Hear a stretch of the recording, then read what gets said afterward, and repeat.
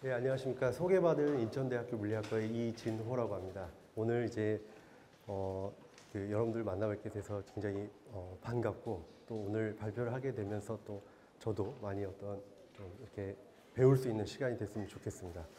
제가 이제 2017년에 한번 이런 강의를 또 했었습니다. 그때는 이제 광주광역시에서 제가 근무할 때여가지고 거기서 진행을 했었는데, 그때도 이제 학생들이 많이 왔었는데 조금 연령대가 좀 높았던 것 같아요. 그래서 여러분들이 생각보다 굉장히 좀 어려가지고, 또 어떤 면으로는 또 기쁘기도 합니다. 벌써 이렇게 과학에 또 관심이 있어서 이렇게 와서 부모님들과 와서 이제 참여하는 모습들도 대견하기도 하고, 그래서 오늘 제가 이제 어떤 뭔가 어려운 얘기를 한다기보다는 제가 이제 연구하고 있는 분야를 좀 소개를 드리면서, 약간 여러분들이 과학적인 호기심을 자극하면서 동시에 이런 분야를 연구하는 교수님도 계시구나 해서 그런 시간이 좀 됐으면 좋겠습니다.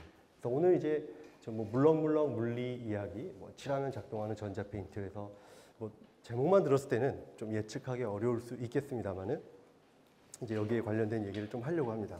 그래서 사실 이제 제 연구 분야는 이제 여러 교수님들 이제 나오시는 걸 제가 좀 확인했었는데, 뭐 대한민국에서 내가 거의 유일하고 혹은 몇 개 연구실에서 별로 안 하고 이러진 않습니다. 그래서 이제 거의 제가 오늘 소개드린 연구 분야는 웬만한 대학에서는 다 최소 한 분 이상은 연구하고 계셔서, 그래서 이제 뭔가 이제 굉장히 어떤 핫한 분야이면서도 또 여러분들이 어디서 한번 들어보셨을 수도 있어요. 그래서 그런 것들을 좀 염두하면서 듣는 시간이 됐으면 좋겠습니다. 이제 아이스 브레이킹 시간을 좀 가지려고 그래요. 그래서 제가 뭐 학력이 어쩌고 뭐 어디에서 근무했고 뭐 이런 얘기보다는 제가 외국에서 이제 근무하면서 겪었던 어떤 에피소드들 좀 소개를 하면서 좀 진행을 하고자 합니다. 저는 이제 대학 박사학위는 국내에서 했는데 그 이후에 이제 해외로 나가게 됐습니다. 그래서 외국인 연구자로서 제가 이제 대학에서 할 때는 뭔가 웃기게 좀 외노자라는 표현을 쓰는데, 이제 이런 표현을 쓰는 이유가 사실 이제 연구자로서 굉장히 이제 박사학위도 받았고 뭔가 많이 알고 이제 뭔가 내가 사회적 그레이드도 꽤 나갈 것 같다라고 생각해서 나가보지만 결국에는 이제 하나의 어떤 외국인일 뿐인데, 그런 이제 외국인 연구자로서 어떤 겪었던 어떤 그런 일들이 많이 있었습니다. 그래서 저는 이제 런던에서 한 2년 정도 근무를 했고, 여기 이제 독일에 있는 도시인데 또 도시 이름을 표시가 안 돼 있어요. 제가 이제 있었던 데가 밀하임이라는 데인데 독일 사람들도 어디 있는지 잘 모르더라고요. 그래서 제가 이제 그러면 그 주변에 이제 에센이라는 곳을 아냐, 혹은 뭐 쾰른 이런 데를 아냐, 그러면 이제 거기는 알더라고요. 그래서 쾰른 대성당이 있어서 이제 그러면 내가 거기서 북서쪽으로 좀 어느 정도 올라가면 있는 작은 마을에 어떤 연구소에서 일을 했다, 뭐 이렇게 얘기를 하곤 합니다. 그래서 제가 이제 나가서 좀 느꼈던 점이 있는데요. 일단은 이제 아까 이제 말씀드렸다시피 뭐 영국이랑 독일에 좀 있었는데, 이제 대학에서 주로 이제 근무를 했었는데 연구소랑 가보면은 실제로 영국인보다 독일인보다 더 많은 국적의 연구자랑 학생들이 있습니다. 혹시 어딘지 아실까요? 하버드. 아니 국적, 나라.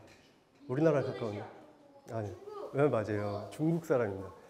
그러니까 제가 영국에서 대학에 있을 때 영국 대학인데 영국인보다 중국인이 더 많아요. 한국 학생은 솔직히 별로 없습니다. 일본 학생은 한 번도 못 봤고요.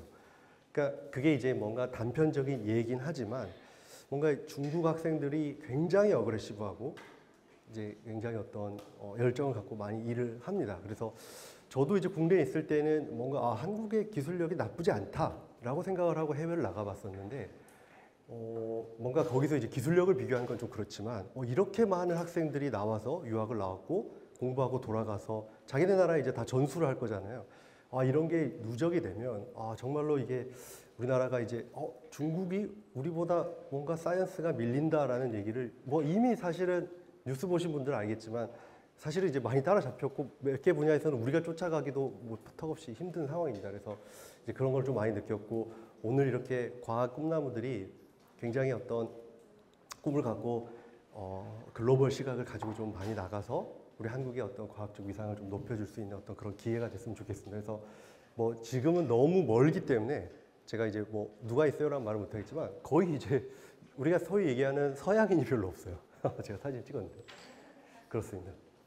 저는 이제 2018년에서 2021년까지 해외에서 이제 근무를 했었는데 2020년에 이제 코로나 이제 바이러스가 있어가지고 굉장히 큰 사회적 이슈였습니다. 그래서 여기 이제 모여 있으면은 요분이 이제 지도 교수님이셨는데 머리 가운데가 없죠? 스트레스 많이 받으셔서. 여튼 이제 지도 교수님이 이제 얘기를 하고 이 상황이 지금 이제 막 팬데믹이 발령을 하고 그때 이제 학장, 딘이 학교를 완전히 클로징 할 때였어요. 그래서 이제 그때 학교가 클로징이 되면서 다들 각자 집에서 우리가 줌으로 만나고 앞으로 학교 나오지 말아라. 학교는 폐쇄될 거다. 이렇게 얘기를 했었습니다. 그래서 이제 이런 마스크를 끼고 돌아다니게 됐고 여기 이제 보면 이게 좀 웃긴 건데 영국에서 이제 그때 당시 총리가 이제 보리스 존슨이었는데 보리스 존슨이 이제 이런 편지를 이제 전 국민한테 돌리게 됩니다. 근데 이제 그때 뭔가 이제 학생들이 이런 외국인 학생들이 이런 거 안 하는 줄 알았는데 이렇게 합성을 해가지고 뭔가 이제 보리스 존슨은 이미 감염이 됐고 침으로 이렇게 편지를 또 밀봉을 했으니까 열어보지 말아라. 뭐 이런 얘기, 재미있는 얘기도 있었습니다. 그리고 이 기간 중에 제가 독일로 이주하면서 상당히 좀 어려움을 좀 겪었었고 이제 이 제가 있었던 도시인데 뭐 읽어드리자면 이제 미르하임이라는 곳이고 요 위에 이제 뒤스부르크라는 도시가 있었습니다. 이 도시는 저도 잘 몰랐었는데 제가 이제 이 영화를 이제 이미 보고 갔었는데 나중에 알고 보니까 영화에서 잠깐 나오는 장면인데 예전에 우리나라가 한국 전쟁 겪으면서 이제 굉장히 나라가 어려웠던 시절이 있었습니다. 저도 이제 잘 모르지만 제 할아버지 시대 얘기이기 때문에 그때 당시에 이제 외화를 벌어들이기 위해서 간호사랑 광부들이 많이 나갔었는데 그때 광부들이 이제 일을 많이 했던 곳 중에 하나라고 합니다. 저도 이제 마인을 좀 찾아보려고 했는데 지금은 마인이 하나도 없더라고요. 그래서 뭐 그런 여기 나름 오래전에 한국인들이 많이 왔다 갔던 곳이구나 뭐 이런 생각을 했었습니다. 자, 그리고 저는 직간접적으로 노벨상 수상자를 이제 두 명은 제가 직접 만나봤고요. 한 명은 직접 만나보지 못했지만 하여튼 세 명과 나름 인연이 있다라고 할 수가 있습니다. 자, 여기 보면 이제 나중에 또 얘기를 하겠지만 이제 2000년에 노벨 화학상을 받으신 이제 세 분이 있고 제일 왼쪽에 있는 분이 제 지도 교수님의 이제 지도 교수님이셨습니다. 그래서 이제 UCSB라는 곳에 근무를 하셨었고, 그래서 이제 지도 교수님의 지도 교수님이다 보니까 몇 번 이제 학교에 찾아왔을 때 제가 뵐 수 있는 기회가 있었고, 이제 영국에서 있었던 아까 이제 머리가 살짝 까지신 분이셨는데, 이제 이분의 또 지도 교수님이 1967년에 이제 노벨 화학상을 또 수상을 하십니다. 그래서 이제 그분이 있었고, 그 다음에 이분은 제 지도 그런 교수님은 아닌데 제가 이제 막스 플랑크 연구소라는 곳에 있었는데 이제 제가 2021년에 거기를 떠났거든요. 근데 제가 떠나고 몇 달 후에 이분이 노벨상 수상자로 선정이 됩니다. 굉장히 작은 도시였는데 거의 뭐 도시 전체가 떠나가라 뭐 축제 분위기였다고 합니다. 제가 이걸 못 본 게 좀 아쉬워요. 저는 이제 잡을 잡았기 때문에 뭐 이제 빨리 떠나는 상황이다 보니까 뭐 그런데 나중에 이제 귀국해서 일하는 중에 인천대학교에서 일하는 중에 이제 듣게 됩니다. 그래서 무려 이제 세 분을 뭔가 직간접적으로 이제 알게 됐다. 그래서 뭔가 인연이 있지 않나. 그래서 우스갯소리 한번 받아봤고, 이제 한 가지 특이한 점은 제가 근무하는 과가 물리학과인데 모든 분이 다 화학상을 받게 됐어요. 그래서 사실은 이제 제가 연구하는 것도 화학이랑 좀 관련이 많이 있거든요. 그래서 요즘에는 거의 이제 다학제다 그래서 뭔가 이제 물리학이라든지 화학의 어떤 오버랩이 되는 그런 연구 분야도 많이 연구를 하고 있습니다. 그래서 송별회를 할 때 이제 코로나 상황이어서 뭐 줌으로만 했고 뭐 이런 이제 뭐 여러 가지 재밌는 것도 했었고요. 그다음에 제가 이제 뭔가 학생들이 조금 글로벌한 마인드를 좀 가졌으면 좋겠다 해서 그냥 준비한 슬라이드입니다. 그래서 미국의 대학수, 뭐 중국의 대학수, 뭐 한국의 대학수가 있습니다. 그래서 뭐 한국에서 내가 대학을 굳이 안 가고 싶으면 옵션들이 좀 많이 있다를 좀 여러분들이 체크를 해줬으면 좋겠어요. 저는 이제 이런 얘기를 어렸을 때 들었을 때도 내 일이 아니다라고 좀 생각을 했었는데 찾아볼수록 찬스가 정말 많더라고요. 근데 안 찾아보면 없습니다. 그러면 사람들이 이제 내 상황에서, 내 집안 상황에서 무슨 유학이냐 이렇게 생각하는데 나중에 생각해보면 정말 아쉽더라고요. 이게 찾아볼수록 찬스가 굉장히 많거든요. 그래서 여기 이제 아이들도 있지만 또 학부모님들 많이 계시기 때문에 또 한번 이렇게 아이들의 어떤 비전이 좀 보인다 싶으면은 좀 적극적으로 알아보는 것도 좀 중요할 것 같습니다.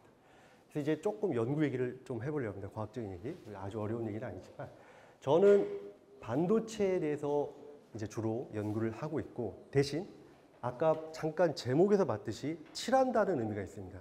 그게 이제 칠한다는 의미는 이제 인쇄를 하면서 우리가 이제 인쇄를 기술을 가지고 어떤 전자 소자를 만드는 이제 그런 연구를 하고 있습니다.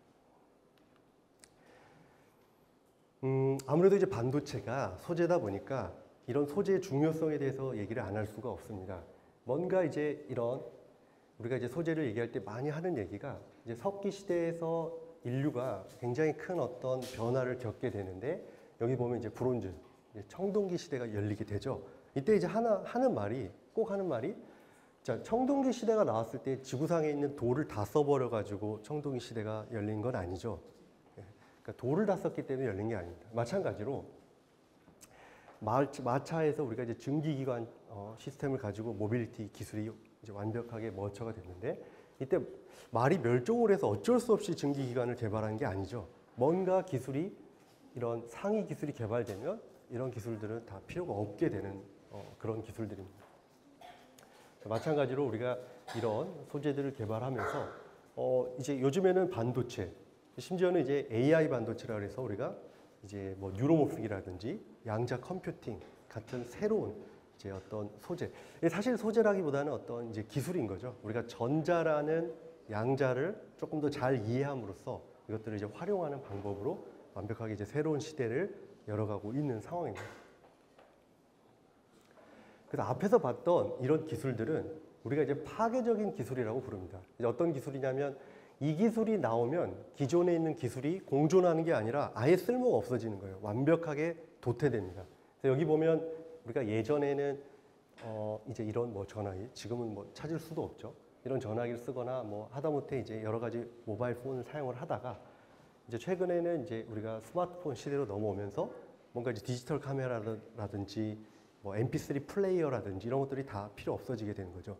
지금 공존하지가 않습니다. 완벽하게 도태돼서 다 사라지죠. 지금 팔아봤자 시장에서는 아무도 원하지가 않습니다. 하나 이제 재미있는 것은 LG전자에서 이제 스마트폰을 했었던 걸 알고 계실 겁니다. 그래서 LG전자가 7월에 이제 스마트폰 사업을 완전히 철수를 하게 되는데 이게 이제 예전에 LG전자에서 맥킨지라는 아주 유명한 컨설팅 회사에 의뢰를 하게 됩니다. 우리가 이제 이 방향으로 가면 사업성이 있냐라고 했을 때 물론 이제 뭐 좀 비하인드 스토리가 있습니다만은 뭔가 이제 이런 과소평가 보고서가 있어가지고 LG에서 그럼 하지 말자, 피처폰에 집중을 하자 뭐 이런 결론을 내려서 굉장히 큰 손해를 보게 되는 거죠. 어느 정도로 스마트폰을 많이 사용하냐면 저도 이거 찾아보면서 좀 놀랐는데 세계 인구가 81억 점 몇 명 정도 됩니다 현재. 근데 이제 74억 명이 스마트폰을 사용을 해요. 근데 화장실 사용하는 인구가 화장실 사용하지 못하는 인구가 20억 명이 넘는다고 합니다. 그러니까 이런 사람들은 이런 데 살면서도 스마트폰을 쓴다는 거죠. 그러니까 이제 스마트폰을 정말 많이 사용을 한다는 거고. 그러니까 이런 거를 개발을 해놓으면 어떻게 보면 이제 굉장히 과학기술적인 것도 있고 테크놀로지적으로 어떤 굉장히 경제적인 어떤 부를 누릴 수가 있겠죠. 그래서 우리나라가 이제 현재까지도 우리나라가 이제 많이 먹여 살리는 어떤 제조업 분야에서는 실리콘 반도체, 일렉트로닉스가 있습니다. 그래서 제가 연구하는 반도체도 그렇고 사실 여러 교수님들이 반도체 소재를 많이 연구를 하고 있습니다만은 좋은 반도체가 많이 개발이 됐음에도 우리가 사용하는 일렉트로닉스, 지금 제 호주머니에도 스마트폰이 있고 아마 다들 스마트폰을 가지고 계실 텐데 여전히 이 물질을 씁니다. 그러니까 더 좋은 건 많은데 이 실리콘보다 여전히 이걸 못 벗어나는 건 이제 확실히 이런 웨이퍼라든지 이런 대량 생산한다든지 이런 부분들에서 다른 반도체들이 따라가지 못하기 때문입니다. 세계 최초의 어떤 집적 회로, 우리가 이제 뭐 트랜지스터나 이런 회로들의 소자가들이 많이 들어가게 되는데 이제 이런 단일 소자가 아니라 이제 몇 개의 소자를 연결을 하면 어떤 기능을 갖게 됩니다. 세계 최초로 아주 이제 코어스하지만 몇 개의 소자를 연결해서 뭔가 회로를 만드는 거죠, 최초로. 그래서 2000년에 이제 이 회로를 집적 회로라는 걸 개발한 분들이 또 노벨 물리학상을 수상을 하게 됩니다. 그래서 이제 트랜지스터를 보면 굉장히 이런 이제 구조들, 이거는 이제 구글링을 해보면 우리가 바로 얻을 수 있는 그림들인데, 그러니까 이렇게 생긴 아키텍처를 만드는 거예요, 아주 작게. 이렇게 만드는 이유들이 있는데, 우리가 이제 어떤 전자적인 신호나 이런 신호를 처리함에 있어서 이런 전극에서 전자들이 흐르는 이런 전류를 가지고 이제 신호를 센싱을 하게 되는데 이런 전류들이 흘렀다 안 흘렀다 이런 것들을 정교하게 제어하는 게 굉장히 중요합니다. 이거를 더 정교하게 제어를 하려다 보니까 이렇게 이제 이런 모습이라든지 이런 모습 또 이런 모습들을 이제 사용을 해서 좀 더 정교하게 제어를 하려는 노력들이 있습니다. 최근에는 이제 이런 반도체 소자들이 너무 작아지다 보니까 우리가 기존에는 보지 못했던 이제 그런 현상들이 많이 발견이 되게 돼요. 그래서 그 중에 하나가 이제 양자 터널링 현상이다라고 해서 우리가 이제 아까 이전 장에서 봤던 뭔가 우리가 라인을 만들어 주면 그 라인 내에서만 전자들이 이동을 해야 되는데 그 라인 밖으로 막 흘러나가는 거죠.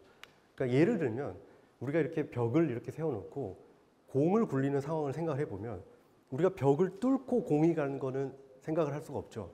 그 벽 사이로만 내가 벽을 세우는 대로만 이제 공이 굴러가야 되는데 양자역학에서는 이 벽이 얇으면 뚫어버립니다. 볼링공이. 그러니까 이 길로만 나는 가라고 설계를 했는데 다른 데로 가니까 회로가 다 오류가 나는 거죠.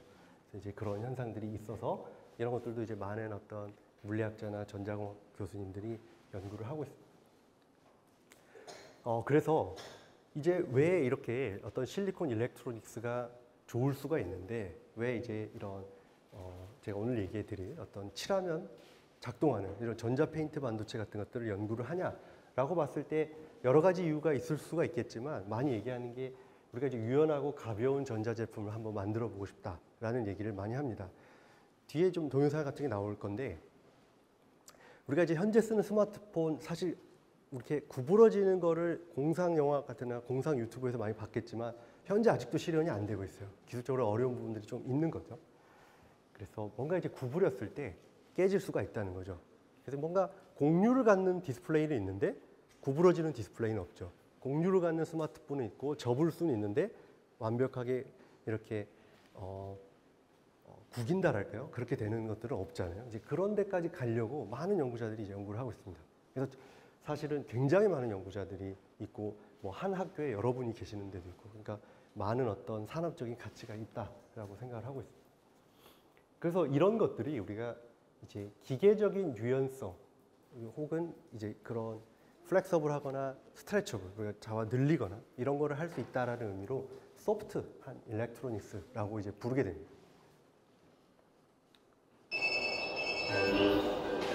이게 휘어지고 소리가 너무 커서 죄송합니다. 예. 그래서 이게 이제 보면 이런 플렉서블한 디스플레이들이 나와요. 근데 저도 이 이제 동영상을 보게 되면서 연도는 사실 좀 잊어버리고 있었는데 이걸 제가 이제 오래전에 썼었는데 이걸 보면 이제 2011년입니다. 그러니까 2011년에 이제 삼성 어떤 모바일 디스플레이라는 SMD라는 이제 부서에서 이제 이런 애드버타이즈먼트 무비를 만들고 홍보를 했었고 사람들도 굉장히 각광을 환호를 했었는데 2011년이 되고 이제 많은 것들이 이루어졌지만 여전히 우리가 구부러지는 디스플레이나 반투명 디스플레이를 우리가 쉽게 쓰기는 어렵죠. 그래서 이런 부분들 차원에서 이제 굉장히 좀 이제 많은 연구가 좀 하려는 어떤 니즈가 좀 있는 상황입니다. 그래서 이런 것들이 이제 필요성은 뭐 말할 것도 없을 겁니다. 너무 팬시하고 이제 편하겠죠. 뭔가 스마트폰 떨어뜨렸을 때도 전혀 이런 어떤 데미지도 없는 그런 상황이 될 겁니다. 그래서 이런 것이 달성이 되려면 이제 이런 것들이 다 우리가 이제 이룩해야 된다라는 것들을 생각을 해볼 수가 있겠습니다. 그래서 이제 이런 소프트 일렉트로닉스를 우리가 달성하기 위해서 많이 사용하는 소재가 이제 유기물 반도체라는 것이 있습니다. 유기물은 이제 기본적으로 굉장히 유연한데 그 제가 유기물이라고 표현을 하지만 그 유기물 중에 많이 사용하는 것들이 이제 우리가 사용하는 이제 플라스틱 소재입니다. 그래서 이 플라스틱은 사실 우리가 이제 많이 사용을 하고 있었어요. 오래전부터. 플라스틱은 뭐 이런 가정집기라든지 뭐 안 들어간 데가 없을 정도로 많이 사용을 하고 있죠.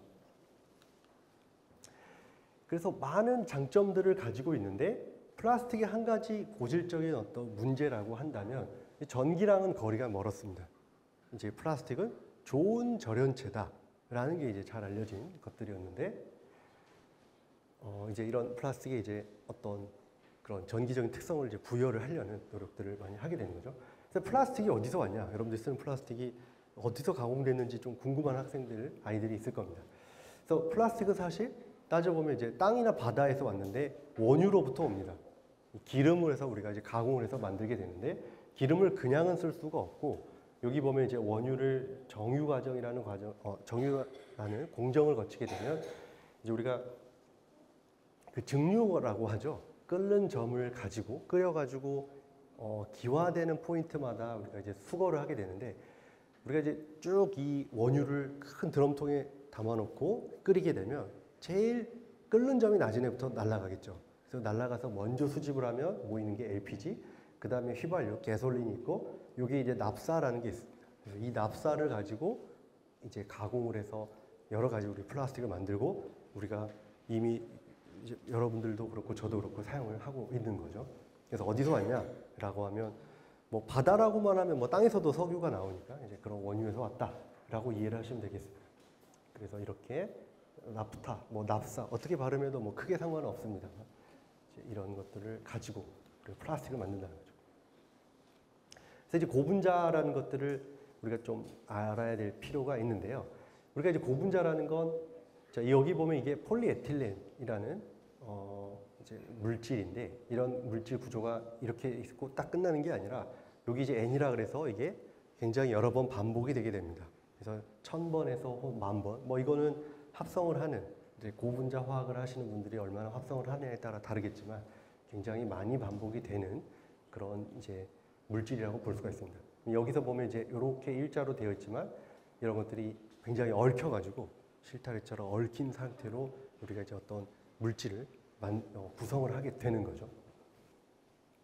그래서 여기 보면 이제 이런 구조를 갖고 우리가 사용을 하는 것들은 나중에 좀 뒤에서 한 번 더 보겠지만 비닐 같은 걸 만드는 데 쓸 수가 있고 이런 구조가 아닌 이런 이제 구조 여기서 이제 어떤 원자가 없긴 하지만 뭐 비슷합니다. 거의 카본에 뭐 나이트로젠 같은 질소 같은 것들이 끝에 달려 있고 뭐 이런 것들을 우리가 합성을 해서 이런 구조를 만들면 이것들은 또 나일론이라 그래서 우리가 이제 뭐 칫솔이라든지 스타킹, 낙하산, 기계 부품 등에 우리가 사용을 할 수가 있는 이제 그런 물질로 이제 만들어낼 수가 있는 거죠. 그래서 어떤 구조를 갖고 그걸 반복시키느냐에 따라서 우리가 이제 다양한 어떤 제품들을 만들어낼 수 있는 그런 것들이 있을 수가 있고 또 이거는 좀 아는 학생들도 좀 있을 것 같은데 껌 같은 경우에도 우리가 플라스틱입니다. 고분자로 되어 있고 껌이라는 걸 우리가 이제 만들게 되면 껌 회사에서는 이 유리 전이 온도라는 걸 반드시 신경을 써서 만들어야 됩니다. 이 유리 전이 온도가 뭐냐면 우리가 이제 고분자를 이제 이렇게 만들게 되면 이 고분자에 열을 주면 어느 순간 급격하게 말랑말랑해지는 열 온도 포인트가 있습니다. 그 포인트를 우리가 유리 전이 온도라고 부르는데 이 유리 전이 온도를 체온에 거의 맞춰서 만들어야겠죠. 만약 그렇지 않다면 우리가 씹었을 때 너무 딱딱할 거고 혹은 이 유리 전이 온도가 체온보다 너무 낮으면 너무 액체처럼 될 겁니다. 이걸 어디서 우리가 알 수가 있냐면 우리가 껌 씹을 때 아마 뜨거운 커피 마셔본 분들이 있을 거예요. 마셔보면 껌이 갑자기 실수로 목구멍으로 넘어갈 정도로 흐물흐물해지죠. 또 혹은 찬물을 먹으면 어떻게 되죠? 갑자기 딱딱해지죠. 그런 거에 따라서 이게 딱 체온에 맞춰져 있다 보니까 체온에서 살짝만 차가워져도 급격하게 딱딱해지고 체온보다 살짝만 높아도 급격하게 어떤 흐물흐물한 액상 같은 상태를 보이게 됩니다. 뭐 플라스틱은 이렇게 이제 많이 있어요. 이것들은 이제 사실은 다 절연체입니다. 전기랑은 하등의 관련이 없어요. 그러니까 전기를 다 안 흐르기만 하는 거죠. 그래서 여기 있는 것들은 영어로 복잡하게 돼 있지만 우리 지금 생수병 같은 걸 갖고 계신 분들이 있는데 페트병, PET 이런 것들은 이제 파이프 같은 데 쓰고 이것들 비닐 이런 것들 있고요. 그래서 이제 우리가 커피숍에 가면 이런 것들을 받게 되는데 이런 것들 다 플라스틱이에요. 우리가 이제 사용을 이미 많이 하고 있고 또 재미난 점은 아까 봤던 이런 구조, 아주 단순한 구조인데 이게 이제 몇 번 반복이 되냐에 따라서 이게 LPG 가스가 될 수도 있고요. 조금 길어지면 액체가 되고 더 길어지면 점점점 뭔가 꾸덕꾸덕꾸덕해지다가 나중에는 이제 또 비닐이 되거나 이런 단단한 파이프가 되는 그런 특성들을 보이게 됩니다. 그래서 굉장히 좀 흥미로운 어떤 물리적인 성질을 갖는다라고 우리가 이해를 할 수가 있고 그래서 이제 이런 일렉트로닉스 이제 어떤 전자 부품을 우리가 만들려고 하면 사실은 앞에서 플라스틱이 전기를 잘 안 통한다라고 했었는데 그걸 우리가 이제 절연체라고 부르는데 일렉트로닉스는 사실 절연체도 필요하긴 합니다. 금속, 절연체, 반도체 세 개가 다 필요한 거예요. 이 세 개가 다 만들어질 수 있어야지 우리가 일렉트로닉스를 구성을 할 수가 있는데, 이런 플라스틱은 이제 절연체밖에 안 됐는데 우리가 이제 일렉트로닉스, 그러니까 전기적인 어떤 특성을 제어를 함으로써 금속이 될 수도 있고 반도체가 될 수도 있고 절연체가 될 수도 있으니까 이걸 가지고 이 순수하게 이물질만 가지고도 우리가 전자제품을 만들 수가 있게 되는 거죠. 그래서 흔히 하는 오해가 반도체를 이제 가지고 전자제품 만든다 그러니까 반도체만 있으면 된다라고 생각하시는데, 절연체도 아주 중요한 역할을 합니다. 절연체를 또 좋은 절연체 개발하려고 이렇게 일평생 연구하시는 분도 계세요. 그러니까 모두가 다 필요하긴 합니다. 근데 어느 한쪽만 되면 안 된다라는 얘기를 좀 드리고 싶고, 그래서 앞에서 봤던 이제 폴리에틸렌과 폴리아세틸렌, 자 이거는 반도체도 되고 이제 금속도 될 수가 있고요. 이거는 이제 대표적인 절연 물질입니다. 자, 둘의 구조를 보면, 자, 조금 화학 구조라서 조금 어렵다고 생각하실 수도 있지만 한번 같이 보겠습니다. 자, 구조가 굉장히 비슷한데 우리가 알고 있는 탄소는 가전자를 4개를 가지고 있습니다. 그래서 왼쪽 그림을 먼저 보면 이 가전자는 옆에 있는 카본이나 얘를 기준으로 카본, 카본, 그다음에 수소, 수소, 그래서 모두 공유 결합에 참여를 하고 있습니다. 자, 이 공유 결합에 참여를 하면 우리가 요 양 끝단에 아무리 전압을 걸어도 전자들이 움직일 수가 없어요. 만약 이 공유 결합에 있는 전자가 움직인다면 그냥 너무 많은 전압이 걸려서 물질이 그냥 타버린 겁니다. 공유 결합에 있는 전자들은 웬만해서는 움직일 수가 없는데, 자, 굉장히 유사하게 보이는데 여기 보면 빨간 게 있죠. 그래서 이게 사실 제일 중요한 전자라고 보시면 됩니다. 오늘 이제 요거에 대한 얘기만 제가 드려도 거의 뭐 제가 연구하는 분야에서 제일 중요한 얘기를 했다고 볼 수가 있는데, 보면 이제 우리가 알게 된 사실이 뭐냐면 과학자들이 이런 구조가 이게 이제 단일 결합입니다. 한 단일 결합과 이중 결합이 되는데, 그리고 단일 결합과 이중 결합. 단일 결합과 이중 결합이 얼터네이트, 그러니까 반복되는 구조를 가지면 이상하게 전도도가 좋았던 거예요. 이상하게. 그래서 왜 전도도가 좋았냐를 밝혀낸 것이 바로 여기. 이중 결합을 참여하고 있는 하나의 전자는 생각보다 이 탄소와 혹은 다음에 있는 탄소와의 부속력이 생각보다 약합니다. 그래서 우리가 이제 전기장을 걸어주면 그래도 얘네들 중에 몇 개들이 움직일 수가 있는 거예요. 컨트리뷰션을 할 수가 있다는 거죠.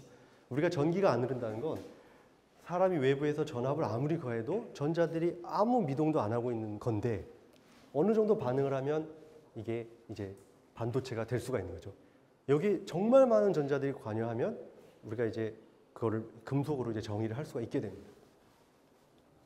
그래서 이 이중 결합을 하고 있는 전자 중에 하나를 우리가 이제 파이 결합 혹은 여기 참여한 전자를 이제 파이 일렉트론이라고 부르게 됩니다. 그래서 가전자 4개는 동일합니다. 여기가 2개가 된 거죠. 그리고 수소가 하나 없어진 거죠. 그렇게 우리가 이해를 할 수가 있겠습니다. 그래서 이동하기가 쉽고요. 상대적인 개념이긴 하지만 그래서 반도체가 되는 거고, 그래서 이제 이런 전도성 고분자를 1977년에 이제 최초로 발견한 공로를 인정을 받아서 2000년에 이제 노벨 화학상을 이제 수상을 하게 됩니다. 그래서 약간만 여담을 말씀을 드리면, 여기 있는 요 이제 시라카와 교수님, 일본 교수님이신데 츠쿠바 대학에서 근무를 하고 계십니다.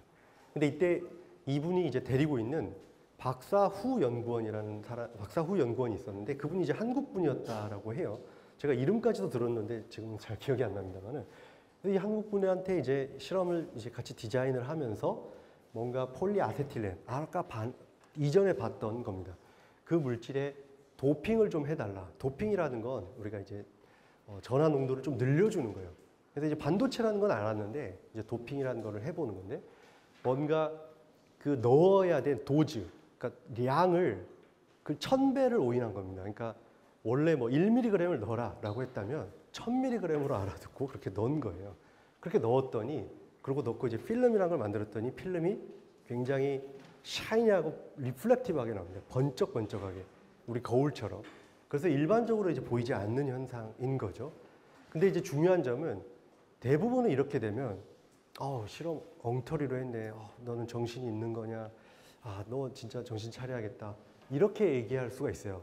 이거는 사실은 이제 모든 교수님이 그렇지 않지만 그런 교수님도 꽤 계십니다. 근데 그런 분들을 욕할 수는 없어요. 왜냐하면 이제 연구를 많이 하다 보면 본인만의 고정관념이 생기기 때문에 예상한 범위 내에서 결과가 나와야 되는데 이제 그렇지 않았던 거죠. 근데 이분은 이걸 신기하게 생각을 한 겁니다. 이거는 이렇게까지 반짝이고 수가 없는데 이상하다 해서 이거를 이제 학회에 가져가고 지금은 타계하셨습니다만은 요 맥디어미드 교수님한테 이제 보여줍니다. 그래서 이분이 이제 이제 내가 좀 물리학적인 백그라운드도 스펙트로스코피나 물리학적 백그라운드도 좀 도움을 받아야겠다 해서 야 같이 공동 연구할래 그래서 여기 이제 알란 제이 히거 교수님한테 이제 얘기를 하고 이렇게 이제 공동 연구였던 드림팀이 만들어지게 된 거죠. 그래서 이제 나중에 알게 된 사실이지만 그렇게 반짝반짝했던 건 자유전자에 의해서 이런 반사가 이제 굉장히 강하게 나왔던 겁니다. 우리가 알고 있는 이제 은 같은 거, 이제 거울 다 은으로 만들잖아요. 그래서 그런 은처럼 자유전자가 그때 워낙 많아가지고 굉장히 눈에 봤을 때 이렇게 번쩍번쩍하게 보였던 이제 그런 것이 있었습니다. 그래서 앞에서 봤던 그 이제 우리가 이제 파이 일렉트론이 있으면 반도체까지는 진입을 합니다. 그래서 반도체가 있다라는 건 사실 또 그 전에 알고 있었어요. 근데 이제 금속은 안 됐었는데, 그러니까 이제 이런 도핑이라는 과정을 통해서 이제 전기 전도도를 굉장히 이제 높여줄 수 있는 그런 발견을 하게 된 거죠. 여기 보면 이제 고전적으로 우리가 정의하는 전기 전도도식이 있는데, 이건 이제 시그마라 그래서 전기 전도도고, 이거는 이제 차지라 그래서 상수값입니다. 오른쪽에 있는 게 이동도고 왼쪽에 있는 게 이제 캐리어 밀도인데, 요 캐리어 밀도가 굉장히 이제 늘어나게 되는 거예요. 그래서 아까 봤던 그런 폴리머 체인에 약간의 이제 파이 일렉트론들이 기여를 할 수가 있는데 그 전자로만은 요 N이 부족했는데 도핑을 성공적으로 했더니 그 N이 이제 기하급수적으로 늘어나게 된 거죠. 그래서 여기 보면 이제 우리가 이거를 딱 칼로 무베듯이 얘기할 수는 없지만 대략적으로 이런 바운더리를 우리가 정의를 할 수가 있는데 여기 보면 이제 전도도라는 것을 우리가 얘기를 할 수가 있고 이 전도도가 이 세미컨덕터 레짐에서 메탈릭까지 이제 넘어가게 되는 그런 발견들을 하게 되는 거죠. 그리고 또 밴드갭이라는 걸로 우리가 또 정의를 할 수가 있게 됩니다. 밴드갭은 이제 전자들이 이제 어디에 존재를 하려면 전자들이 존재할 수 있는 집이 있어야 됩니다. 그래서 이 밴드라는 건 뭐냐면 이제 우리가 그 집을 스테이트라고 부르는데 이 스테이트가 굉장히 조밀조밀하게 사실상 붙어 있다시피 많이 모여 있는 그런 영역대를 얘기를 합니다. 그러면 여기도 모여 있고 여기도 모여 있는데 여기에서 에너지를 밟고 차근차근 올라가고 싶은데 그렇지가 않아요. 왜냐하면 사다리가 없는 겁니다. 집이 없는 거라고 생각하실 수가 있어요. Y축은 이제 에너지가 되는데 에너지가 비어 있다라는 의미로 이제 갭이라고 우리가 얘기를 하는데 이 갭을 가지고 우리가 절연체라든지 반도체, 금속 같은 것들을 정의를 할 수가 있게 됩니다. 네, 그래서 이제 절연체는 갭이 아주 큰 거고요. 반도체는 뭐 굳이 얘기를 하자면 1에서 3, 한 일렉트론 볼트 정도 되고요. 상대적인 겁니다. 메탈은 이제 갭이 없는 그런 소재들을 얘기를 하게 됩니다. 그래서 반도체적인 특성을 갖게 되면 우리가 아주 중요한 어떤 현상들을 이용을 할 수가 있게 되는데 이제 광발광과 전개 발광이라는 것이 있는데 둘 다 이제 발광이라는 과정을 우리가 이제 중요하게 여기게 됩니다. 그래서 높은 에너지 상태에 있는 전자가 낮은 에너지 상태로 이제 내려오게 되면 반드시 그에 해당하는 어떤 빛 에너지를 내어놓게 됩니다. 그래서 이거는 어떻게 보면 에너지의 보존과 이제 동일하게 됩니다. 그러니까 어떤 얘기냐면 우리가 예를 들어 우리가 이제 지구라는 거는 굉장히 큰 매스를 가지고 있게 되고 우리가 만유인력의 법칙에 따라 우리가 뭔가 지구의 중심으로부터 물건을 들어올리면 포텐셜 에너지가 이제 증가를 한다라고 하잖아요. 그래서 제가 이제 이런 레이저 포인터를 들어올리고 놓으면 제가 들어올린 만큼의 포텐셜 에너지가 떨어지면서 운동 에너지로 바뀌게 되는 거죠. 에너지라는 건 이제 보존이 되는 건데 이것도 아까 보면 이런 에너지거든요. Y축이. 그러니까 핵으로부터 모든 전자들은 구속이 되어 있습니다. 이 전자를 손으로 들어올릴 수는 없겠지만 이런 광이라든지 전기로 들어올리게 되면 올라가게 되고요. 물론 올라갈 때 집이 있어야 되는데 어찌됐든 올려놓으면 얘가 내려올 때 올려놓은 에너지, 포텐셜 에너지를 제가 올려놨기 때문에 전자가 뭐든지 일을 해야 됩니다. 어떤 형태로든. 그래서 원치 않는 건 열을 받는 거고요. 그러니까 열로도 나오긴 한 거죠. 어찌됐든 에너지는 절대 사라지지 않는데 열로 나가든지 아니면 이렇게 빛을 내어놓는 거죠. 그래서 굉장히 어떻게 보면 잘 알려진 사실이지만 현대 현대 실험 물리에서 가장 중요한 발견 중에 하나입니다. 그래서 이 에너지가 라디에이션, 전자가 광자로 전자의 에너지가 광자를 생성시키는 그런 현상을 이제 발견을 한 겁니다.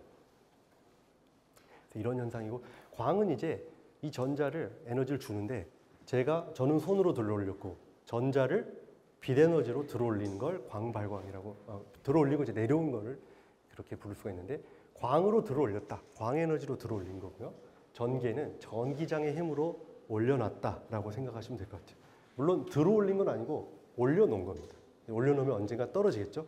떨어지면 이제 그 에너지가 이제 빛으로 나올 수가 있다라는 거죠. 그래서 너무나 잘 알려진 사실이지만 이제 물리적으로 아주 중요하기 때문에 제가 조금 길게 설명을 해봤습니다. 그래서 우리가 이제 전자소자를 만들면 이제 그런 생각을 한번 해볼 수가 있습니다. 우리 이제 소자 같은 것들, 우리가 제품이라고 그러죠. 뭐 삼성에서 10나노 공정을 한다, 3나노 공정을 한다 그러면은 그렇게 굉장히 뭔가를 작게 만든다는 거잖아요. 그래서 이제 제가 연구하는 분야는 뭔가 전자가 이동하는 거리가 얼마나 되나 한번 생각을 해봤어요. 그러니까 이제 한 100나노미터 정도 되더라고요. 100나노미터면 굉장히 짧은 거리, 우리가 볼 수가 없습니다. 그러니까 정말 눈이 좋은 사람이 아무리 양보해도 볼 수 있는 게 1마이크로미터 정도라고 해요. 머리카락이 한 50마이크로미터 정도 되는데, 그러면 1000나노미터거든요. 보이지도 않을 만큼 100나노는 눈에 이제 볼 수가 없이 짧은 거예요. 그러면 이제 뭐 전자들도 쉽게 가야 되는 거 아니냐라고 하지만, 비교를 해보면 전자의 크기는 이제 고전적으로 봤을 때는 뭐 10의 마이너스 15승, 뭐 거의 뭐 펜토미터 정도 되는 아주 작다고 우리가 본다면, 배율로 보면 100나노미터를 가려면 이제 3,500만 배입니다. 사람으로 치면 사람이 1.7m다라고 하면 이 배율이 지구를 한 바퀴 반을 도는 거리예요. 그러니까 우리가 왜 뭔가 이제 삼성에서 반도체 제품을 잘 만들고 뭔가 퍼펙트한 물질을 만들려고 이렇게 애를 쓰는 게 뭐냐면, 이 전자가 가야 될 길은 너무 먼 거예요. 우리가 대충 만들거나 물질이 더럽거나 뭐 결함이 들어간 거나 이러면은 이제 난리가 나는 거죠. 얘네들 입장에서는 엄청난 디제스터입니다. 사람으로 치면 이제 그렇게 먼 거리기 때문에. 그래서 우리가 아주 조그맣게 만들어도 전자한테는 나름 먼 거리다. 이런 거 한번 상상을 해보면 좋을 것 같고요. 그래서 아까 이제 봤던 이제 이런 고분자들이 제가 어떤 구조가 쭉 반복되는 일자의 어떤 그런 모양이라 했잖아요. 이걸 우리가 이제 체인이라고 하면서 물리학자들은 그런 차원이라는 말을 좋아하거든요.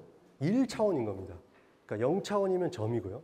1차원이면 선, 2차원이면 면, 3차원이면 우리가 있는 데고, 뭐 4차원부터는 뭐 시간까지 된 건데, 1차원에 이제 저는 이제 이런 전하가 어떻게 수송이 되냐 이런 것들을 연구를 하고 있는데, 실질적으로 이런 것들이 이제 체인이 있다라고 보면 이 체인을 따라가는 거는 굉장히 빠릅니다. 이 체인을 굉장히 따라가는 거예요. 근데 체인들이 막 엉켜 있는데 내가 이 엉켜 있는 체인을 가로질러 빨리 가려면 이 체인에서 이 체인을 건너가야 되는 거잖아요. 근데 1차원 물질의 단점이 하나 있는 게, 여기 보면 이제 고속도로가 이렇게 이어져 있잖아요. 이 길로만 가야 됩니다. 그러니까 우회 바이패스가 안 되는 거예요. 그러니까 예를 들면 이제 이렇게 느리게 가는 트럭이 하나 있으면 뒤에 BMW나 아우디가 와도 빨리 갈 수가 없죠. 물론 뭐 추월을 한다 하지만 뭐 그런 얘기는 생각하지 말고요. 그러니까 이렇게 된다라는 거죠. 그래서 우회가 안 된다는 겁니다. 물질을 따라가야 되는데 전자가 어디 떠가지고 갈 수는 없으니까 근데 우회가 안 된다라는 게 있는 거죠. 그리고 이런 스테이트들, 아까 이제 제가 잠깐 얘기한 이게 이제 전자라고 보면 이런 밟고 있는 돌들이 이런 스테이트인 겁니다. 그러니까 전자는 반드시 그 스테이트 안에 있어야 돼요. 이제 자유전자로 돌아다닐 수도 있지만 우리가 솔리드 스테이트, 그러니까 재료 내에서 트랜스포트를 한다라고 하면 반드시 그 스테이트를 건너뛰고 가야 됩니다. 그러면 이 돌과 돌 간격이 좁은 게 좋을까요? 넓은 게 좋을까요? 좁은 게 좋겠죠. 넓으면 손실이 많습니다. 에너지를 뛰어넘기 위해서. 이제 그런 것들, 이것들이 계산을 했을 때 얼마나 가까울지, 멀지 이런 것들을 이제 우리가 공부를 해보고 발표를 할 수가 있는 거죠. 쉽진 않습니다만 이제 이런 것들도 일을 하고 있습니다. 그래서 이제 아까 얘기했던 대로 이렇게 이제 쉽게 가는 거, 여기는 이제 스테이트들이 쭉 연결되어 있는 걸 한번 상상을 해보실 수가 있고, 이런 것들은 끊어져 있습니다.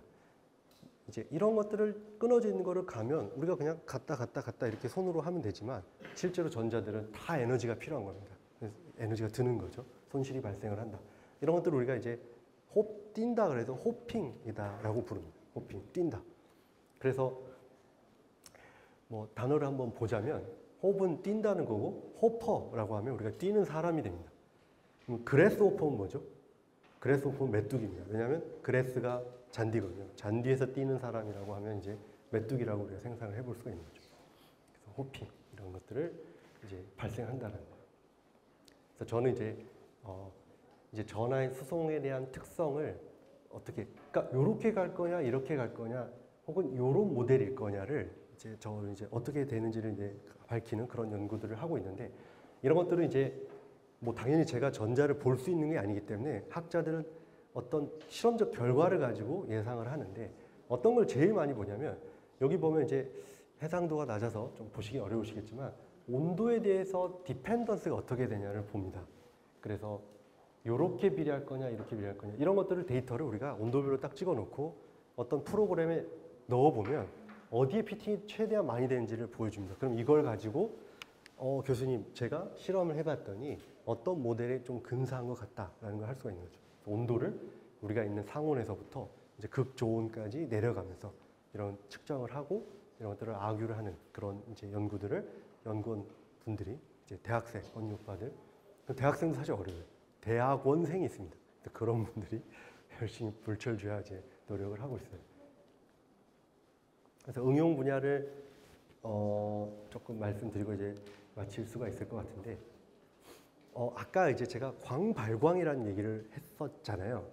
광에 의해서 전자를 낮은 에너지에 있다가 높은 에너지로 올려놓고 이 에너지가 내려오면 또 우리가 그 빛의 에너지를 쓸 수가 있는데 태양전지를 만약 예를 들어 본다면 이렇게 올려놓은 전자를 빼내고 여기에 있는 이제 전공이라고 부르는 가상의 이제 어떤 캐리어가 있습니다. 이 캐리어도 이동을 할 때 하전된 입자이기 때문에 전류를 발생을 시킬 수가 있는데 각자 이동을 시켜서 우리가 외부로서 전기를 흘려줘야 이제 에너지를 얻는 겁니다.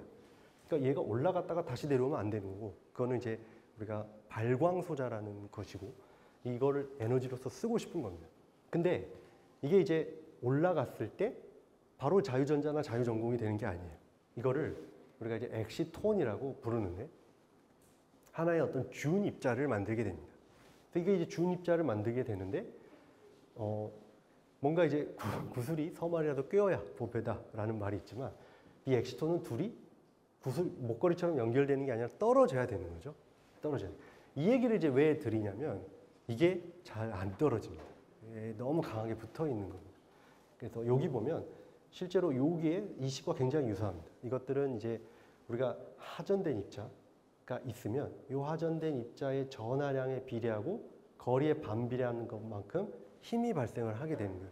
이 힘이 세냐 약하냐에 따라서 이런 이제 이렇게 일렉트론과 홀이 바운드 되어 있는 엑시톤이라는 게 잘 떼어지냐 안 떼어지냐가 결정이 나게 되는 거죠. 그런데 이제 이런 이제 결합 에너지라는, 그러니까 얼마나 세게 붙어 있냐를 얘기를 하는 건데, 이런 세게 붙어 있냐는 것에 대해서 물리학자들이 이제 모델을 세운 게 있는데, 자, 아까 R이라는 거, 거리라는 게 분모에 있었잖아요. 그러면은 클수록 에너지가 작겠죠. 그러니까 둘이 처음부터 멀리 떨어져 있고 하면 쉽게 탁 떨어져 나갈 텐데, 안타깝게도 이제 이런 소프트 일렉트로닉스를 이루는 주 물질인 유기 반도체는 이렇게 붙어 있습니다. 그러니까 너무 꽝 붙어 있는 거예요. 떼내기가 너무 어려운 거죠. 그리고 이제 전에 있던 실리콘들은 이렇게 이제 멀리 떨어져 있어서 이 에너지가 상대적으로 작다라는 것들을 생각을 할 수가 있고, 우리가 이제 이런 거리라는 것도 있고, 또 거리가 이제 동일하다라고 하더라도 재료적인 어떤 특성에 의해서 이제 이런 값들이 좀 바뀔 수가 있는데, 그 중에 하나가 이제 유전율이라는 것이 있습니다. 그래서 이 유전율이 이전 장에 보면 여기 K라는 값에 이제 사실은 분모에 들어가게 됩니다. 그래서 유전율이 크면 F가 낮아지게 돼요. 근데 안타깝게도 이제 유전율이 상대적으로 좀 낮은 거죠. 그래서 이제 그런 문제가 좀 있었고, 그래서 이런 이제 엑시톤을 헬이라는 건 떨어뜨리는 건데 이 떨어뜨리는 게 굉장히 어려웠는데 이런 것들을 이제 쉽게 해결할 수 있는 아이디어를 낸 게 이제 광유도 전화 이동이라 그래서 우리가 이제 아까 봤던 이제 이런 반도체성 물질이 있고 요게 이제 플러렌이라는 카본이 60개나 70개가 구 형태로 이루어진 물질들이 있습니다. 이 물질 옆에 놨더니 전자가 그냥 넘어가는 거예요. 그냥 쉽게. 근데 이게 전자랑 전공이 여기에 있다라고 하면 둘이 계속 그냥 올려놔도 떨어지고 올려놔도 떨어지고 뭔가 해리 될 기미가 안 보이는데 이 물질을 옆에 붙여놨더니 전자가 이렇게 넘어가는 실험적인 현상을 발견하게 됩니다. 그래서 이런 힘을 이제 얻어서 우리가 이런 이제 일렉트로닉스를 어떤 태양 전지에 굉장히 이제 용이하게 활용하는 그런 것들이 있었고 그래서 이런 것들을 녹여서 코팅하고 이런 것들을 녹여서 인쇄하는데 굉장히 이제 보면 우리가 요게 아까 고분자고 요 위에 있는 게 C60 아까 봤던 축구공 모양의 카본이라고 치면 이것도 나름 면적이 넓지만 이것도 충분하지가 않았던 거예요. 그래서 이제 이렇게 어떤 방식을 생각하냐면 이걸 만든 게 아니라 두 개를 그냥 섞어서 같이 이제 녹여가지고 이렇게 코팅하는 이제 이런 형태를 만들게 됩니다. 근데 이렇게 만들었더니 이게 이제 이렇게 뭔가 도식적으로 이렇게 표현이 되는데 아주 작게 나눠진 어떤 구간들이 나눠지게 됩니다. 이렇게 되면 사실은 이제 두 개를 섞어서 임의로 코팅을 하게 되면 이제 전자들이 이렇게 전공들이 이렇게 이 어떤 물질을 따라서 이동을 해야 되는데 이게 이제 이 구간 내에서 잘 이동을 할 거냐라는 의문이 있는데 신기하게도 이걸 이제 우리가 모폴로지라고 하는데 이렇게 파란색을 따라서 예를 들어 전자 간다고 하면 위에서부터 끝까지 갈 수 있게 길이 잘 이어져 있는 거예요. 신기하게도. 이제 이런 것들을 이제 사용을 할 수가 있게 되는 거죠. 그래서 어디에서든 아까 얘기했던 이런 엑시톤이라는 게 생기고 해리만 되면 전자는 이쪽으로 뭐 예를 들어 전공은 이쪽으로 잘 해리가 된다. 그래서 예전에 아까 2000년도에 노벨 화학상을 수상하신 분께 이런 건 이제 굉장히 신기한 것 같다. 어떻게 섞었는데 자발적으로 이렇게 뭔가 길을 패스웨이를 만들 수 있냐라고 이제 이런 얘기를 했더니 그분이 이제 그런 얘기를 했다고 합니다. 이거는 신으로부터 온 선물이다. 자기도 잘 모르겠다. This is a gift from God. 뭐 이런 표현을 썼다고 해요. 그만큼 이제 신기하긴 합니다. 그러니까 뭔가 두 개 물질을 섞어서 했는데 알아서 뭔가 전자가 패스웨이, 그 전자가 이제 패스를 할 수 있는 길을 만들었다. 그래서 이제 이런 부분들은 이제 조금 스페시픽한 부분이니까 넘어가도록 하고요. 그래서 실질적으로 우리가 요렇게 만들었을 때 이것도 나름 복잡해 보이지만 이것조차도 불충분했던 거예요. 그래서 이제 공학자들이 이제 이런 거를 이게 이제 왜 더 좋냐는 얘기하면 너무 투머치인 것 같아서 제가 스킵하겠습니다만은 근데 이것도 나름 쉽게 그린 거예요. 더 이제 전자의 스케일에서는 더 작게 이렇게 물질들이 두 개가 막 나눠져 있습니다. 그런데 신기하게 이 그림에서 해볼 수는 없겠지만 여기서 이 땅에서 라인을 파란색을 따라간다 그러면 끝까지 이어져 있습니다. 그런 것들이 좀 신기한 점이겠죠. 그래서 이제 구동 원리나 이런 것들은 좀 넘어가도록 하고요. 그래서 이제 이런 물질들이 여러 가지 응용을 할 수가 있는데 그 중에 하나가 좀 신기한 점은 이제 뭐 이런 비닐하우스, 우리가 이제 그린하우스 같은 데에 응용하는 것들을 생각을 해볼 수가 있습니다. 우리가 이제 밖에 나가 보면 우리가 볼 수 있는 태양전지는 거의 100이면 100 다 실리콘 태양전지입니다. 그래서 발전 효율은 충분히 좋고 지금 잘 상용화가 되어 있어요. 그래서 사용을 하면 되는데 문제는 우리가 이제 불투명합니다. 그 밑에 있는 농작물들은 사실 자랄 수가 없는 거죠. 그래서 우리가 뭔가 빌딩 위에 올린다든지 어떤 임야를 깎아내고 우리가 쓰는 거죠. 어쨌든 어떤 플랜트, 그러니까 식물들과 태양광이 공존할 수가 없습니다. 그러니까 뭐든 하나가 죽어야 되는 거죠. 그렇게 되는데 이런 것들을 이제 쉐어링하는 컨셉을 우리가 이제 생각할 수가 있다는 거예요. 재미있는 점은 여기 클로로필이라는 건 이제 엽록소입니다. 그러니까 식물이 흡수를 하고 그 흡수를 한 걸로 광합성을 해서 이제 생장을 하는 건데 여기 가만 보면 이게 이제 태양광 스펙트럼인데 태양광 스펙트럼을 전체 다 이용하지가 않아요. 여기 보면 이제 블루, 파란 빛이랑 여기 보면 이건 빨간색입니다. 요 빨간색은 적외선인데 구분하려고 제가 이렇게 표현한 거고. 그러니까 요 빛과 요 빛만 있으면 되는 거예요. 그러니까 태양광 우리가 보면 자, 이렇게 다 합쳐서 우리 눈에 보면 대략 우리 노랗게 보이죠? 태양이. 여러분 우리 눈에 그렇게 보이잖아요. 근데 그 빛이 사실은 다 필요 없는 거예요. 그래서 이런 빛은 투과를 시키고 이런 빛은 흡수를 해서 태양전지에 쓴다라는 거죠. 녹색과 적색을 저기서. 근데 이게 이제 실리콘은 안 되는 게 실리콘은 이제 그런 아까 밴드 스트럭처 때문에 흡수를 하면 이게 다 흡수를 합니다. 그러니까 모든 빛을 다 흡수하면 우리 눈에는 시꺼멓게 보이거든요. 그래서 이제 시꺼멓게 보여서 효율을 높이는 데는 당연히 좋겠죠. 광자를 많이 흡수해야 전자도 많이 만들어낼 테니까. 근데 이런 이제 반투명하게 하는 것들을 만들기 어렵다는 거고, 또 이렇게 특정하게 흡수만 할 수 있게 이제 분자 구조를 디자인해서 이런 것들을 만들 수가 있다는 거죠. 이런 것들이 장점이 될 수가 있다라는 겁니다. 그래서 이거는 이제 상태 밀도 함수에 기반하게 되는데, 우리가 일반적으로 얘기하는 실리콘은 다 3차원입니다. 그래서 다이아몬드 구조를 이루고 있어가지고 X, Y, G라고 우리가 보면 쭉 퍼져나가면서 그냥 결정을 쭉 이루고 있는 겁니다.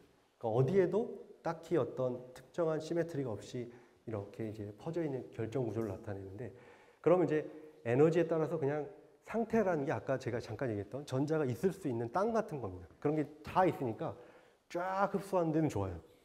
근데 아까 잠깐 얘기했던 이제 1차원 이런 이제 고분자 같은 것들이나 나노 와이어가 대표적인 1차원 물질인데, 이런 것들이 보면 이렇게 덴시오스가 이렇게 내로우하게 돼 있죠. 그러니까 여기는 흡수를 많이 하고 여기 텅 빈 구간들이 있는 겁니다. 그래서 여기를 디자인을 하면 우리가 이제 어떤 빛은 흡수를 안 하는 거죠. 그러니까 흡수를 다 하게 하려면 뭔가 애로사항이 있었는데 오히려 이런 데에 응용하려면 오히려 좋을 수가 있는 겁니다. 특정한 파장만 내가 셀렉티브하게 흡수를 하겠다. 그래서 이케아 광명점에 저는 자주 가거든요, 아이들. 제가 이제 아기가 셋인데, 이제 셋을 데리고 이제 가보면, 이거 이제 실제로 이렇게 식물을 키우고 있어요. 여기에는 어떠한 태양광도 들어가지 않습니다. 그러니까 LED만 가지고 킬 수 있는 거죠. 아까 제가 얘기했죠?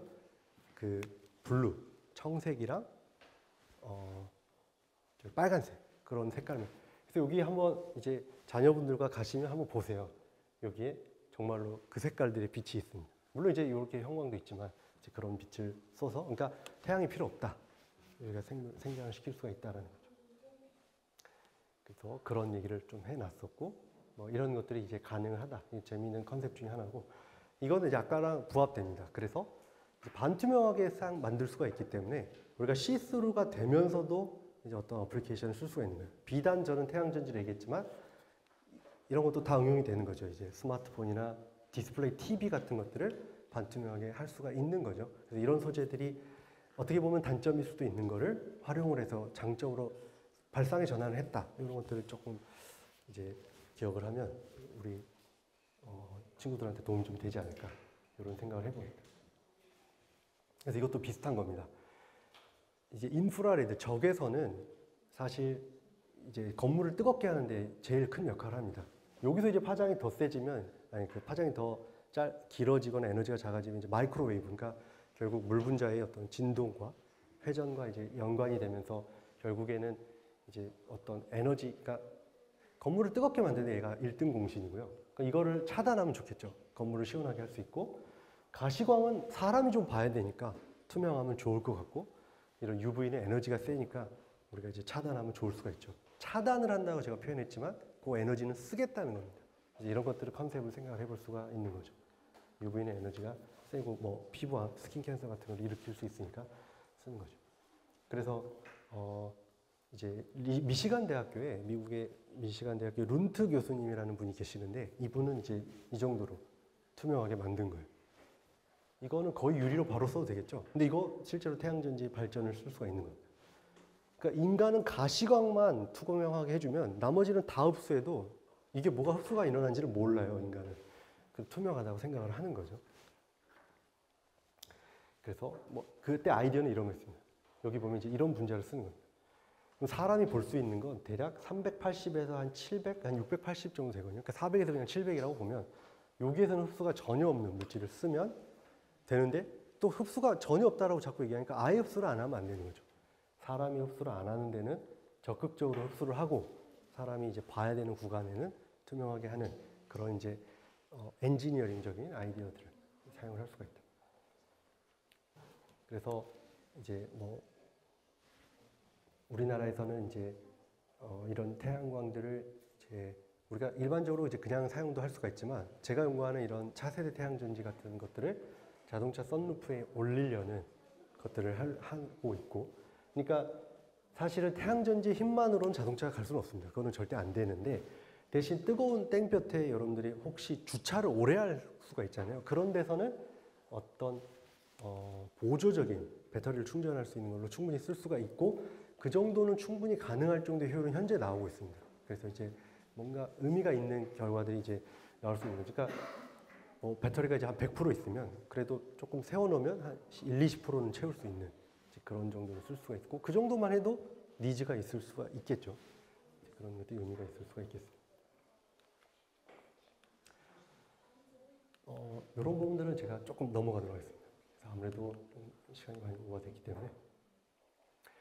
그래서 이제 이런 것들은 이제 휴대성. 그러니까 사실은 이제 휴대성은 이렇게 우리가 아예 설치해 놓고 뭘 하겠다라고 하면 별 의미 없는 값일 수가 있는데, 우리가 포터블, 들고 다닌다라고 하죠. 뭔가 들고 다니는 일렉트로닉스에서는 가벼운 무게는 굉장히 중요할 수가 있고, 여기 이제 맷 데이먼이라는 배우가 주연을 했던 마션이라는 영화인데, 이 마션 전체를 얘기할 건 아니고 이게 혼자 고립됐는데 이 고립된 상황에서 반드시 에너지가 필요한데, 이 에너지를 얻으려고 패널을 화성 땅바닥에 까는 상황이 있습니다. 근데 이게 이제 굉장히 무거워서 이렇게 이제 덩치 좋고 힘도 센 배우조차도 낑낑대면서 한다라는 거. 이게 얼마나 무겁냐면, 이 설치를 하다가 이제 여러분들은 설치를 해보실 일이 없으니까 모르시겠지만 어느 정도냐면, 만약 떨어뜨리면 정말 무거운 패널 같은 경우에는 손이 절단될 정도입니다. 그러니까 그 정도로 실리콘 패널을 무겁고 설치할 때 기사분들도 나름 조심을 해야 되고 나름 사고가 꽤 일어나는 부분이에요. 근데 이게 굉장히 가볍다. 그럼 뭐 나름 또 좋을 수가 있겠죠. 이런 장점도 생각을 해볼 수가 있다. 가볍기 때문에 뭔가 군용으로도 쓸 수가 있겠다.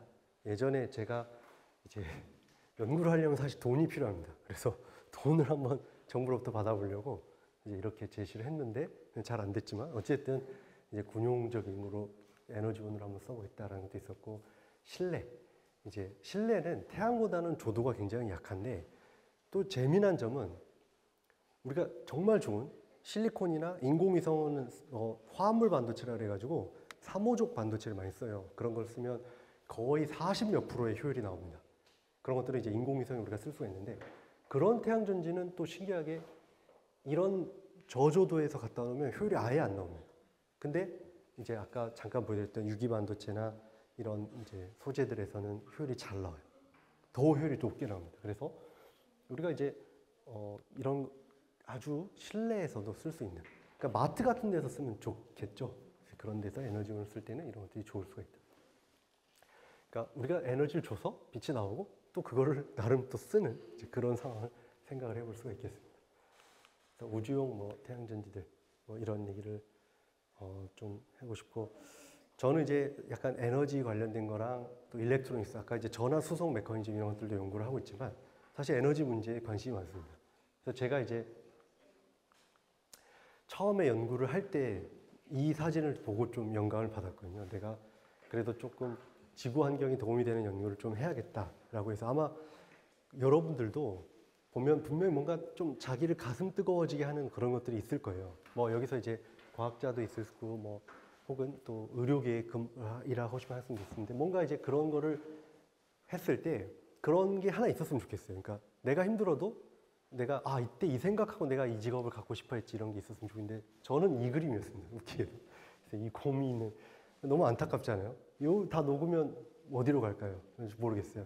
근데 어쨌든 이제 제가 좀 힘들어도 내가 하는 일이 무슨 의미가 있나라는 생각을 좀 많이 했었는데, 그래도 이런 거 사진 보면서 내가 그래도 조금 별거 아닌 일을 하지만 조금이라도 지구가 나아지는데 내가 좀 어떤 컨트리뷰션을 할 수 있지 않을까, 이런 기대를 하면서 했었습니다. 그리고 저는 이제 공부하면서 이런 생각을 많이 했는데, 제가 또 논문도 내면서 사실 우리가 이제 뭐 어떤 수식을 보면 F는 MA 하면 너무 쉽잖아요. 근데 그 F는 MA라는 거를 발견하기 위해서 누가 제안을 할 거고 또 그걸 다 증명을 할 겁니다. 그래서 너무나 오랫동안 이런 것들이 이제 많이 누적이 되어 왔어서 우리가 사실 당연시 받아들이는데, 그러니까 우리가 이제 알고 있는 당연하다고 생각하는 것들이 어떤 수많은 과학자들의 어떤 트라이얼 앤 에러랑 이런 노력들이 있었다는 것을 좀 생각을 해보면 좋을 것 같고, 또 동시에 그렇기 때문에 내가 뭔가 하는 일이 당장 어마어마하지 않아도 의미를 스스로 부여했으면 좋겠어요. 이제 그런 것들을 좀 얘기를 하고 싶었고, 그리고 이제 뭔가 자연에서 답을 얻으려는 노력들을 좀 많이 했으면 좋겠습니다. 그래서 의외로 자연이 답을 주는 경우가 많거든요. 좀 이게 갑자기 추상적이긴 한데 이 얘기를 그냥 하고 싶었어요, 꼭. 그래서 좀 가져와 봤습니다. 그래서 이상으로 발표를 마치도록 하겠습니다. 오늘 좀 강연했던 게, 제가 사실은 대학생들로 상대로만 강연을 하다 보니까 뭔가 막 두서없이 얘기를 한 것 같아요. 그래서 하지만 그래도 좀 프로그램이 많이 유익하기를 바랍니다. 네, 이상으로 마치겠습니다. 감사합니다.